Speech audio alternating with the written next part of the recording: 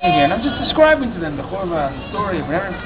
And this guy comes over to me, finished talking, right? And this guy comes over, and he says, no, you are telling us all these stories, but I tell you, you don't know yourself. Afterwards, I tell you a story, you know. Because if you're standing there, you must tell this story, right? I don't know about you, somebody said that to me. I get curious. I went over to him afterwards, I wanted to know what the story was. He brought him back over. He said in 1967, when the paratroopers, Son Chanim, took the Kotel, right, the old city of Yerushalayim, most of them came through Shara Arayot, the line taking to the north side of the city. However, Motagur, who was the brigade commander of the Machat, for some reason sent one Fuga, one company, 70, 80 guys, through Shar Tzion. Now I think the reason that they did that is because we surrendered. We surrendered through Shar Tzion. Maybe he felt on principle that we should come back to the same gate. Maybe it was a strategic decision, I'm not sure. But they came back to Shar Tzion. And they had Tassau. A Tassau is a Tassuma Vivi, is an aerial recon photo. This type of warfare is a very difficult type of warfare. It's called Bashav, fighting in a built-up zone in a city. Very, very difficult.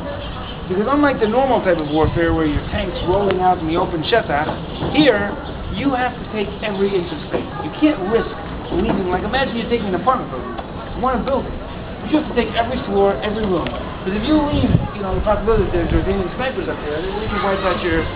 So you got to go piece by piece, room by room, floor by floor, corner by corner.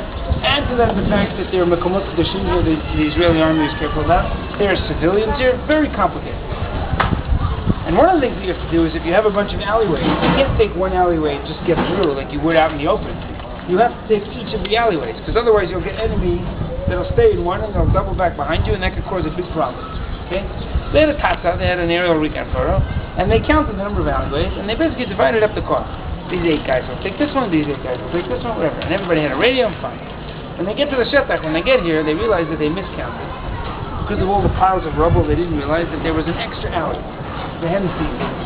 Now they got a problem. You can't take this alley and this alley and leave this one middle. Because if the Arabs see you coming and sneak in here, like I said, they can double around behind, that could be a disaster.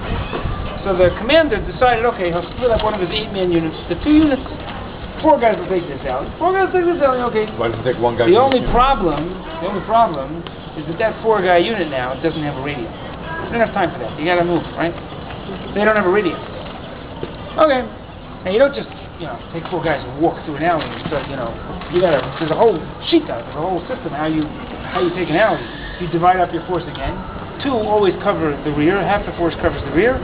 You move through the alleyway. When you get to the other end, you do that kanos, that way you don't get caught and the ambush both ends of the alleyway, fine. So there's 2 guys at one end of the alley, 2 guys working their way through. These 2 guys get to the other end of the alleyway, one of them gets hit by a sniper, it's instantly killed. The second one is hit in the chest and the leg, he's lying on the ground and he's bleeding.